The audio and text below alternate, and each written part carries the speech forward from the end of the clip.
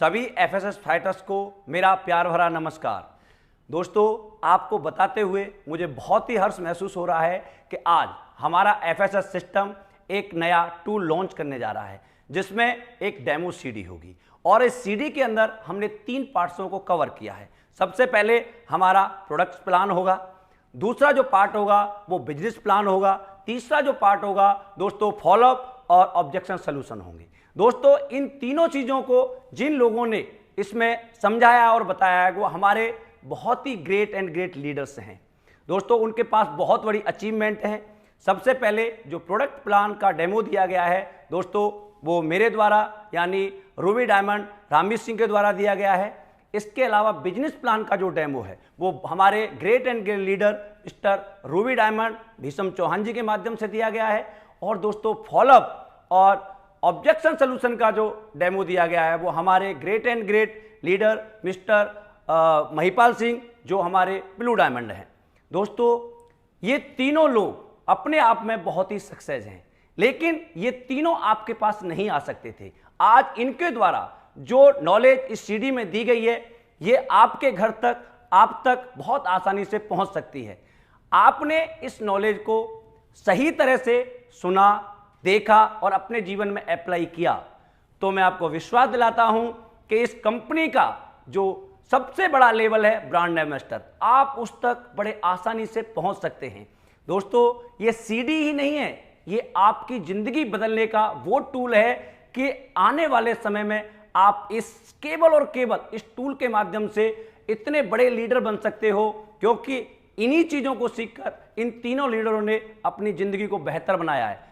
तो दोस्तों, आप सभी के लिए मेरी तरफ से all the best. Thank you, thank you. Hello sir, how are you? Fine sir. Myself Ramveer Singh, your good name? BS Bhandari नाम है सर मेरा। भंडारी सर, आपको अविनाश जी ने मेरे बारे में बताया होगा कि आज हम लाइफस्टाइल के ऊपर काम कर रहे हैं। लाइफस्टाइल का मतलब आज क्या खाना हमारे लिए अच्छा है, क्या खाना हमारे लिए खराब है, क्या खाने से हमारी समस्याएं होती हैं, क्या खाने से नहीं होती। इन सारी चीज़ों पर हमारी कंपनी काम करती है और घर घर जाकर इसके बारे में एजुकेशन देती है। यदि कि इंसान को ये पता लग जाए कि भाई ये मेरे शरीर के लिए अच्छी चीज़ है और ये शरीर के लिए खराब है, तो बहुत सारी ऐसी समस्याएं हैं जिनसे हम बच सकते हैं। तो सर, हम इसी चीज़ पर काम कर रहे हैं, लेकिन मुझे आपके बारे में बताया था कि आप कुछ अच्छा कर रहे हैं, तो मैं आपसे पूछना चाहूँगा कि आप क्या कर रहे हैं अभी? मैं सर टीचर हूँ कॉन्वेंट स्कूल में। सर, बहुत अच्छा सर, आप टीचर हैं। टीचर का जो काम होता है वो बहुत ही अच्छा होता है। हजारों बच्चे जो आसमान को छूते हैं, उनके पीछे कहीं ना कहीं ये गुरु का हाथ होता है। तो ऑलरेडी सर आप अपनी जिंदगी में सक्सेस हैं, मैं उसके लिए आपको बधाई देना चाहूँगा। Thank you. उसके बाद अपनी कंपनी के बारे में बताना चाहूँगा सर। हमारी कंपनी का नाम एस्क्लेपियस वेलनेस प्राइवेट लिमिटेड है, जिनका जन्म 9 नवंबर 2014 को द्वारका सेक्टर 19 न्यू दिल्ली में हुआ है। अच्छा। और आज ऑल ओवर इंडिया में 30 ब्रांच काम करती है। हमारी कंपनी कॉर्पोरेट अफेयर्स में रजिस्टर्ड है, इसके अलावा ISO सर्टिफाइड है। इसके अलावा गवर्नमेंट के द्वारा जितने भी लीगल डॉक्यूमेंट की जरूरत होती है वो सारे हमारी कंपनी के पास हैं। और भारत सरकार द्वारा डायरेक्ट सेलिंग की जो गाइडलाइन जारी की गई हैं उसके अनुसार हमारी कंपनी कंज्यूमर अफेयर्स में भी रजिस्टर्ड है। हमारी संस्था लाइफस्टाइल को सुधारने का काम करती है। लाइफस्टाइल को हम तभी सुधार सकते हैं जब हमें उसकी जानकारी हो। सही है? तो ये जानकारी मैं एस्क्लेपियस वेलनेस की प्रेजेंटेशन बुक के माध्यम से आपके साथ शेयर करना चाहूंगा। अब हेल्थ की बात आती है, मैं आपको थोड़ा सा पीछे लेके चलना चाहूंगा। आपके दादाजी के जमाने में आपने देखा होगा उस टाइम के जो लोग होते थे वो हेल्थ में हमसे कई गुना ज्यादा अच्छे होते थे। 60-70 साल की उम्र तक हट्टे कट्टे रहते थे और उसके बाद थोड़े बहुत बीमार होते थे तो अपने घर में देसी इलाज या किसी वैद्य के माध्यम से अपने आप को ठीक करते थे।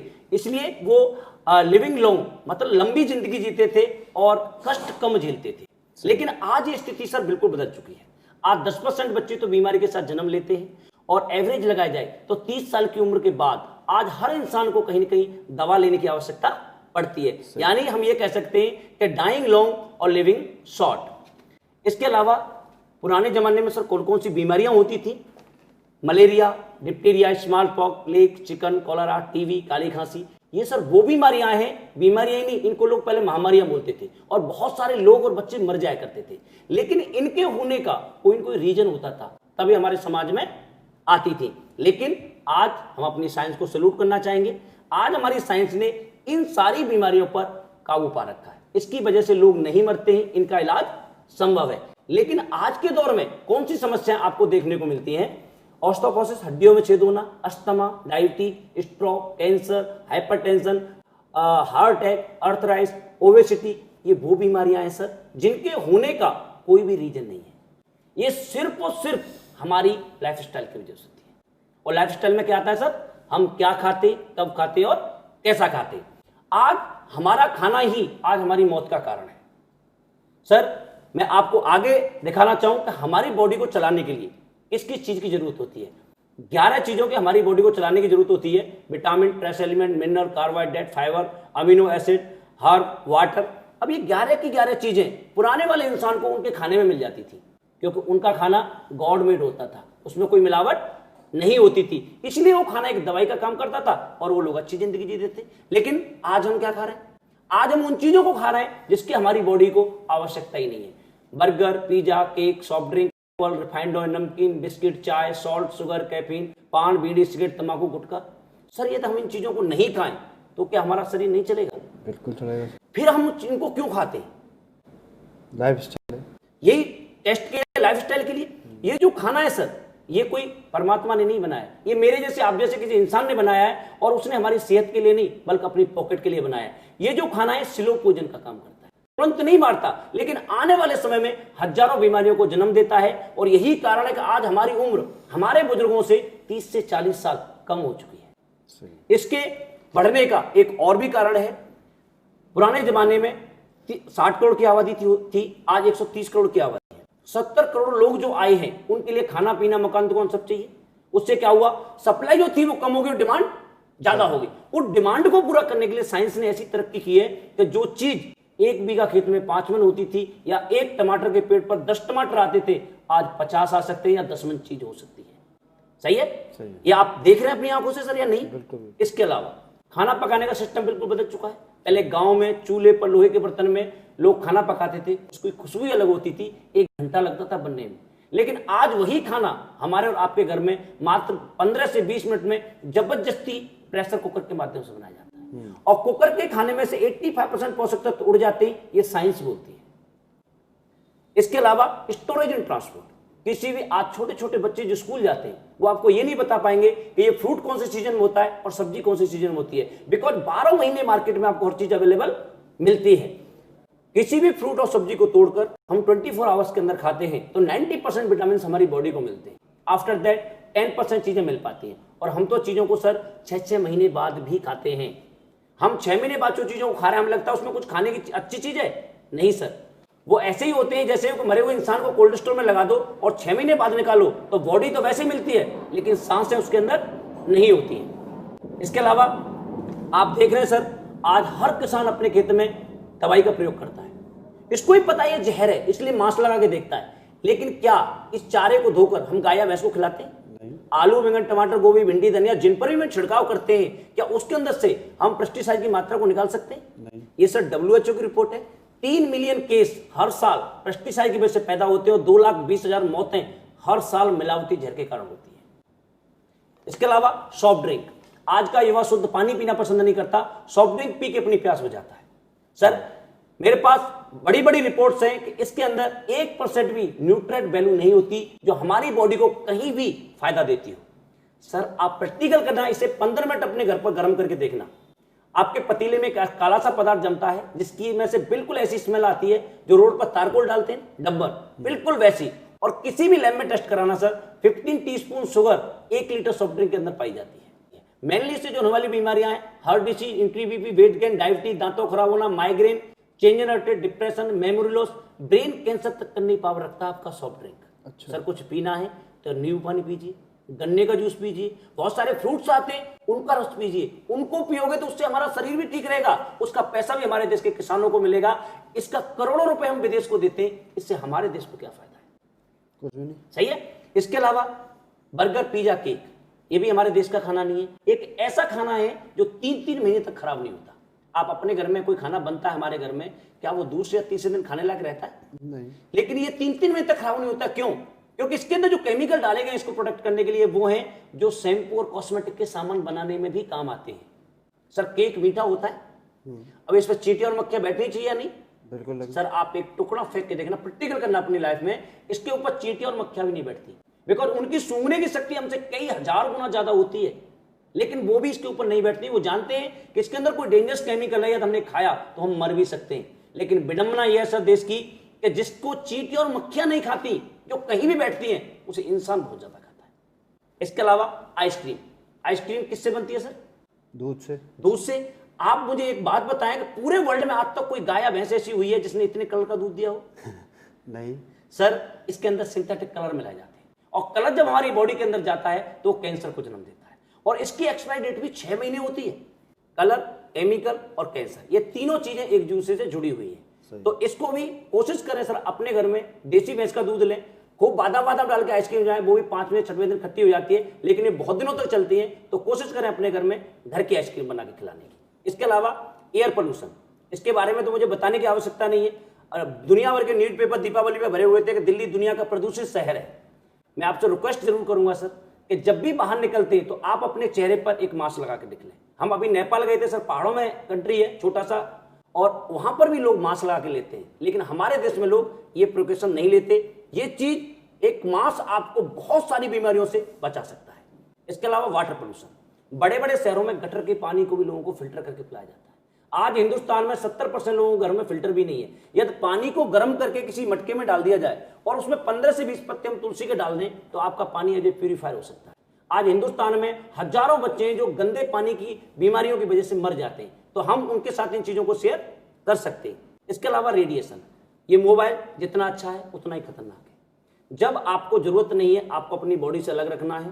रात को कभी भी इसे अपनी पिलो के नीचे रख के नहीं सोना है, और जब इसकी बैटरी लो उस टाइम टॉक नहीं करना है, बिकॉज इसके रेडिएशनों की संख्या कई गुना बढ़ जाती है। कोशिश करें सर हमेशा एक लीड के साथ बात करने की, बिकॉज इससे पहले जब हम बात करते थे तो रिसीवर उठा के बात करते थे, सही। तो उसका सिग्नल जो था वो वायर के थ्रू आता था, उसका हमारी बॉडी पर कोई इफेक्ट नहीं होता था। लेकिन आज हम मूविंग हालत में बात करते हैं। आज से 10 महीने पहले का आपने पेपर देखा हो तो सुप्रीम कोर्ट ने सेंट्रल गवर्नमेंट को एक आदेश दिया है कि रेडिएशन का एक स्केल होना चाहिए, क्योंकि हमारे जो छोटे छोटे पक्षी हैं ये सब लुप्त होते जा रहे हैं। सही है सर। अब ये सारी चीजें आज हो रही हैं, और इसकी वजह से क्या क्या समस्या पैदा हो रही हैं उनके बारे में मैं आपसे जानकारी देना चाहूंगा सर। हार्ट अटैक, हिंदुस्तान में नहीं वर्ल्ड की बात कर रहा हूं, 60% जो लोग हैं वो हार्ट अटैक से मर रहे हैं, लेकिन उसका 35% जो हिस्सा है वो अकेले हिंदुस्तान से मर रहा है। पुराने जमाने में हमने सुना था कि 90 साल 80 साल के लोगों को हार्ट अटैक होता था, लेकिन आज 20 साल में 21 साल में, मैं आपको अपनी आंखों देखी बता रहा हूं सर कि आज से 2.5 महीने पहले मैं अलवर में बैठा हुआ था, एक बंदा अपनी फसल काटते काटते उसे हार्ट अटैक हुआ। इसके अलावा दिल्ली में एक बंदा जिम कर रहा है 21 साल का, उसको 21 साल की उम्र में हार्ट अटैक हो जाता है। तो ये क्यों हो रहा है? क्योंकि आज हमारी लाइफस्टाइल बिल्कुल बिगड़ चुकी है, आज हमारा खान पान बिल्कुल बिगड़ चुका है, उसकी वजह से ये समस्या हो रही है। इसके अलावा डायबिटीज, डायबिटीज एक हर 7 आदमियों में से 1 आदमी को हिंदुस्तान के अंदर डायबिटीज है। डायबिटीज में सर आपका ब्लड गाढ़ा हो जाता है, ब्लड गाढ़ा हो जाता है तो सर आपको हार्ट अटैक भी हो सकता है, आपकी किडनियां खराब हो सकती हैं, आपका मतलब लीवर खराब हो सकते हैं। इसके अलावा जब शुगर का लेवल ज्यादा बढ़ जाता है तो एक गैंग्रीन नाम की बीमारी और हो जाती है, जिससे कि यदि आपके पैर में घाव हो गया घुटने से नीचे तो भरता भी नहीं, लोगों के पैर भी काटने पड़ते हैं, और इसकी पूरी जिंदगी आपको दवाइयां खानी पड़ती हैं। इसके बाद सर आर्थराइटिस, आज 33 साल की उम्र में लोगों के हाथ पैरों में घुटनों में दर्द हो रहा है। बहुत सारे लोग हैं, पूरे यूरोप और नॉर्थ अमेरिका में जितने केस हैं उससे भी ज़्यादा अकेले भारत के अंदर पाए जा रहे हैं। आज बहुत कम उम्र में कमर का दर्द हो जाना, घुटनों में होना, ये बहुत ज़्यादा बीमारी आज बढ़ रही है। लोगों के सही खान पान न होने की वजह से आज हमारे लिगामेंट टूट रहे हैं, हमारे जॉइंटों में पेन दिखाई दे रहे हैं, ये बहुत समस्या हिंदुस्तान के अंदर है। इसके अलावा ओबेसिटी, आने वाले 10 साल में 50% शहरी पॉपुलेशन मोटापे की शिकार होगी। सही है, क्योंकि आज हमारा खान पान इतना बिगड़ा हुआ है जिसकी वजह से हम हर चौथे पांचवें आदमी को देख रहे हैं तो वो मोटापे से ग्रसित होता है, और मोटापा अपने आप में एक बहुत सारी बीमारियों को जन्म देता है। इसके अलावा हाइपरटेंशन, बीपी। आज से 25-30 साल पहले क्या बीपी की कोई बीमारी होती थी? लेकिन आज इस 35% स्कूल के बच्चों को भी बीपी की प्रॉब्लम है। आज हर आदमी की नाक में गुस्सा रखा रहता है, किसी थोड़ा सा हमारा कंधा लग जाए तो वो हमें लड़ने के लिए तैयार है। क्यों? क्योंकि आज हम ऐसी ऐसी चीजों को खा रहे हैं जिससे हमारा ब्लड प्रेशर बढ़ रहा है। इसके अलावा cancer. Cancer is the third largest in India. 4-4.5 lakh लोग हर साल कैंसर से भारत में मरते हैं। अब कैंसर के बारे में हमें क्या बताया गया था? भाई शराब, पान, बीड़ी, सिगरेट, तंबाकू, गुटखा मत खाना, आपको कैंसर नहीं होगा। But this is not a reality. आज आप किसी भी कैंसर हॉस्पिटल में जाके देखते हैं, 2 साल, 10 साल, 20 साल लेडीज, किसी को भी किसी भी उम्र में कैंसर देखने को मिलता है। जिन्होंने इन चीजों को नहीं किया को भी कैंसर है, क्योंकि आज हम इतनी ज्यादा चीजें पेस्टिसाइड की और अपनी लाइफस्टाइल को खराब कर चुके हैं कि किस बच्चे को कहां कैंसर हो जाए किसी को पता नहीं होता। इसके अलावा ऑस्टियोपोरोसिस, हड्डियों में छेद होना, इसमें सॉफ्ट ड्रिंक बहुत बड़ी भूमिका निभाती है, लेकिन ये प्रॉब्लम लड़कियों के अंदर ज्यादा होती है। बिकॉज जब डिलीवरी होती है तो बहुत सारा ब्लड और कैल्शियम उनकी बॉडी से आउट हो जाता है। उसे पूरा करने के लिए जिन चीजों को खाना चाहिए वो प्रॉपर मात्रा में मिल नहीं पाती है। इसके अलावा गायनोलॉजिकल प्रॉब्लम, ये बहुत ज्यादा हिंदुस्तान में सर। पुराने जमाने में लेडीजों को जो पीरियड होता था वो 15 साल से लेकर 17 तक होता था, 10 से 11 साल में देखने को मिलता है। क्या 10 साल में इस शारीरिक परिवर्तन तैयार होता है? लेकिन आज हमारी खान पान की वजह से ये प्रॉब्लम है।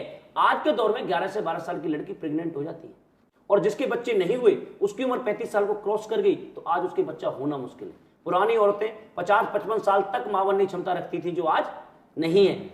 पिछले 27 साल का एक्सपीरियंस बता रहा हूं सर। 30 साल से लेकर 40 साल के बीच में 30% लेडीजों का पीरियड बिल्कुल बंद है, जो बीमारी का सबसे बड़ा कारण है। इसके अलावा लीवर, आज 30,000 से ज्यादा लोग इंडिया में लीवर की वजह से मर जाते हैं, चाहे वो केमिकल वाला खाना खाते हैं या ड्रिंक बहुत ज्यादा करते हैं या पेन किलर का बहुत यूज करते हैं। इसके अलावा स्टोन प्रॉब्लम, आज 100 में से लगभग 1 इंसान हमें ऐसा देखने को मिलता है जिसको या तो पथरी की समस्या होती है या किडनी से रिलेटेड कोई न कोई उसे प्रॉब्लम है। इसके अलावा एलर्जी एक बहुत ही तेजी से बढ़ने वाला रोग आज हमारे पास हो रहा है। एक हमारे डॉक्टर है रूवी, जिनका एक सर्वे है कि 2050 में हमारी जो आने वाली जनरेशन है वो 50% एलर्जी के शिकार होंगे, और ये ज्यादातर पानी और प्रदूषण की वजह से होता है। अब सर ये सारी चीजें तो भंडारी सर हमारी लाइफ में आ चुकी है, यही हमारी लाइफ स्टाइल है, यही हमारा खाना पीना है, यही हमारा रहन सहन है, यही हमारा सोना उठना है, और इन्हीं परेशानियों से हमारा समाज आज जूझ रहा है। अब हम बीमार होते हैं तो हम किसके पास जाते हैं? डॉक्टर्स के पास। डॉक्टर्स क्या देते हैं सर हमें? दवाइयां। आज उन दवाइयों की क्या हालत है उसकी मैं आपको एक क्लिप दिखाना चाहूंगा जी न्यूज चैनल की, जो गंगाराम हॉस्पिटल का सर्वे है 77,000 पेशेंटों का 2001 से लेकर 2009 का। तो सर ये देखिए उसका सर्वे।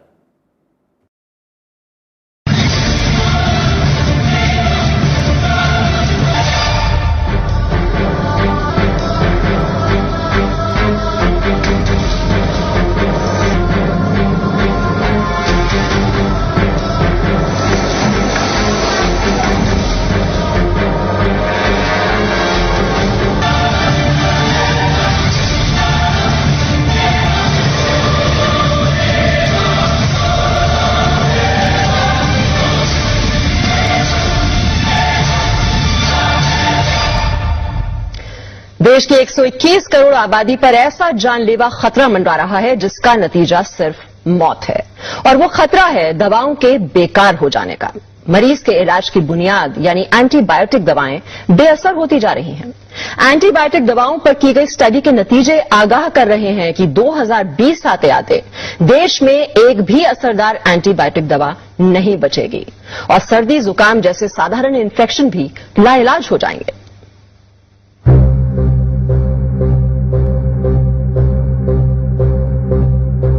देश की 121 करोड़ आबादी पर ऐसा जानलेवा खतरा मंडरा रहा है जिसका नतीजा सिर्फ मौत है, और वो खतरा है दवाओं के बेकार हो जाने का। मरीज के इलाज की बुनियाद यानी एंटीबायोटिक दवाएं बेअसर होती जा रही हैं। एंटीबायोटिक दवाओं पर की गई स्टडी के नतीजे आगाह कर रहे हैं कि 2020 आते आते देश में एक भी असरदार एंटीबायोटिक दवा नहीं बचेगी, और सर्दी जुकाम जैसे साधारण इन्फेक्शन भी लाइलाज हो जाएंगे।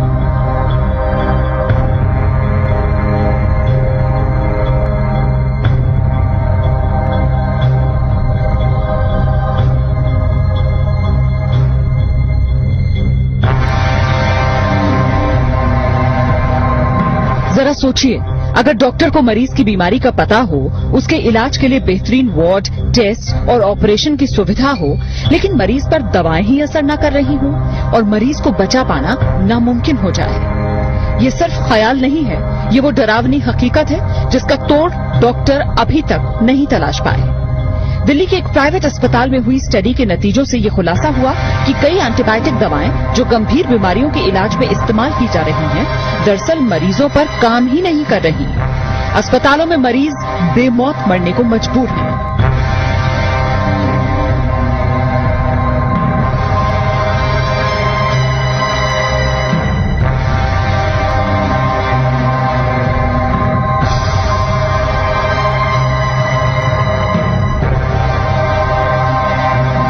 अगर हम डिस्क्रीट अब ना हो, अगर हम ये इस पे ध्यान ना दें, तो हो सकता है इवन बिफोर 2020 हमारे पास एंटीबायोटिक्स होना या न होने का कोई मतलब ना हो। 77,000 से ज्यादा मरीजों पर हुई अब तक की सबसे बड़ी स्टडी में ये पाया गया कि टीबी, निमोनिया और पेट की बीमारियों में इस्तेमाल की जाने वाली कई नई एंटीबायोटिक दवाएं अब बेकार हो चुकी हैं। टीबी के इलाज के लिए दी जाने वाली दवा 2002 में तकरीबन 98% मरीजों पर काम कर रही थी, जबकि 2009 में ये सिर्फ 48% मरीजों पर ही कारगर साबित हो पाई। निमोनिया और सांस की तकलीफ के लिए दी जाने वाली एंटीबायोटिक दवा 2002 में 25% मरीजों पर काम कर रही थी, लेकिन 2009 में ये दवा महज 3% मरीजों के काम के लायक ही रह गई थी। सर्जरी कराने वाले मरीजों में होने वाले इन्फेक्शन को रोकना चुनौती बन गया है। अनुमानित आंकड़ों के मुताबिक देश के हर अस्पताल में हर हफ्ते 1 से 2 मरीजों की मौत सिर्फ इसलिए हो जाती है क्योंकि एंटीबायोटिक दवा बेकार साबित हो गई। अभी से दिक्कत होनी शुरू हो गई है। कई बार हमारे पास ऐसे मरीज आते हैं जहां कि हमारे पास कोई एंटीबायोटिक रह ही नहीं जाता है, तो हम लोगों को लगता है कि कई बार पेरिफेरल सेंटर से हमारे पास आए क्यों है, क्योंकि हमारे पास कोई दवाई नहीं रह जाती। तो कई बार लोग सेप्सिस में मारे जा रहे हैं आजकल, और ये दवाई प्रॉब्लम तो अभी से शुरू हो गई है और ये बढ़ने ही वाली है, क्योंकि जो नए एंटीबायोटिक्स हैं वो इन द होराइजन बहुत ही कम है। राजधानी के सर गंगाराम अस्पताल में 2001 से 2010 के बीच भर्ती हुए 77,000 मरीजों पर यह स्टडी की गई। अस्पताल में रहने के दौरान उन्हें जो दवाएं दी गईं, उनके आधार पर ये नतीजा सामने आया कि कई दवाएं 40% मरीजों पर तो कई 97% मरीजों पर काम नहीं कर पाई। यानी देश की 3% आबादी को छोड़ दिया जाए तो बाकी सब पर जान का खतरा मंडरा रहा है। मौजूदा एंटीबायोटिक दवाएं अगर इसी तरह बेअसर होती रही तो क्या बहुत से मरीजों को बेमौत मरने के लिए मजबूर होना पड़ेगा? इस सवाल का जवाब वाकई डराने वाला है, क्योंकि डॉक्टरों की राय में बहुत से मरीज इन्फेक्शंस की वजह से सिर्फ इसलिए जान गंवा रहे हैं क्योंकि अब उन पर वो दवाएं काम नहीं कर रही जिनके जरिए कुछ साल पहले तक वो बीमारी का इलाज कर पा रहे थे। पूजा मक्कड़, जी न्यूज, दिल्ली। तो सर आपने देखा आज हमारे ऊपर एंटीबायोटिक दवाएं काम नहीं कर रही, क्योंकि आज हमारे खाने पीने की वजह से जो एंटीबायोटिक हमारी बॉडी के अंदर आ रहा है उससे ज्यादा एंटीबायोटिक ऑलरेडी हमारी बॉडी के अंदर अवेलेबल होता है। डॉक्टर जिस लेवल के एंटीबायोटिक देते हैं उससे ज्यादा एंटीबायोटिक ऑलरेडी हमारी बॉडी के अंदर अवेलेबल होता है। और दवाइयां काम करने की लाइफस्टाइल हमारी ऐसी है, अब हमें अच्छी जिंदगी के साथ जीना है तो क्या करें, सही है। तो उसके लिए मैं कुछ एडवाइस आपके साथ शेयर करना चाहूंगा। जैसे कि सुबह जगकर कभी भी खाली पेट चाय नहीं पीनी चाहिए, वो एक जहर का काम करती है। सुबह जगकर आपको हल्का सा गुनगुना पानी नीचे जमीन में बैठकर पीना है। क्यों? क्योंकि हमारे बुजुर्ग बताते हैं कि आपके कहीं दाद हो जाए तो अपनी थूक लगा लेना, आपका दांत ठीक हो जाता है। जितने भी जानवर हैं ये कट पिट जाते हैं, क्या इनका कोई इलाज करता है? ये अपने चाटते हैं और ठीक हो जाते हैं। यानी हमारी जो लार होती है वो हमारी बॉडी के लिए बहुत बड़ा एंटीबायोटिक का काम करती है, सही है। पानी जब हमने पिया तो पानी बॉडी को डिटॉक्सिफाइड करता है, उससे हमारा पेट बहुत अच्छा साफ होगा, सही है। और पिया है तो सर चीज है कि जिससे कभी जॉइंट पेन सकता, जिसका एलोपैथी में कोई इलाज नहीं है, वो बीमारी लाइलाज बीमारी आपके पानी पीने से नहीं हो सकती। और पानी पिया तो पानी आपकी बॉडी को डिटॉक्सिफाइड करता है, तो आपका पेट बहुत अच्छा साफ होगा। और पेट साफ हो गया तो 90% बीमारियों का संपर्क आपकी पाचन शक्ति से होता है, सही है। खाना खाने के तुरंत बाद कभी भी पानी नहीं पीना 1 घंटे तक। क्यों? क्योंकि जब खाना हमारी बॉडी के अंदर जाता है तो हमारे अंदर एक अग्नि जलती है जिसे जठराग्नि बोलते हैं, और वो आपके खाने को पचाने का वर्क करती है। और जब वो अपना काम कर रही होती है उसी टाइम हम ऊपर से पानी डाल देते हैं। सर कोई कोई तो फ्रिज का मारता है बिल्कुल चिल्ड, तो आपकी जो क्रिया होती है वो खत्म हो जाती है और आपका खाना पचता नहीं है बल्कि वो खराब हो जाता है। लेकिन हमारा शरीर भगवान का बनाया हुआ है तो तुरंत बीमार नहीं करता, आने वाले समय में बहुत सारी बीमारियों को जन्म देता है। फ्रूट और सब्जियां बाहर से लाते हैं, उन्हें पहले गर्म पानी में धोएं, क्योंकि आज उनके अंदर इतना ज़्यादा पेस्टिसाइड आता है, यदि हम गर्म पानी में धोएं तो बहुत मात्रा में वो कम हो जाता है। इसके अलावा किचन, सर किचन इतनी इंपॉर्टेंट चीज़ है हमारे घर की कि यदि इसको हमने शुद्ध कर लिया तो मैं कह रहा हूँ हजारों लाइफस्टाइल की जो से होने वाली जो परेशानियां हैं वो दूर हो सकती हैं। किचन नहीं, वो एक मतलब बहुत बड़ा आयुर्वेद होता है हमारे घर का। जैसे आपके किचन में जितने भी एल्यूमिनियम के बर्तन हैं इन सबको निकालो, पहले तो लोहे के बर्तन लाओ, तांबे के बर्तन लाओ, जो हमारे लोग पहले यूज करते थे उनको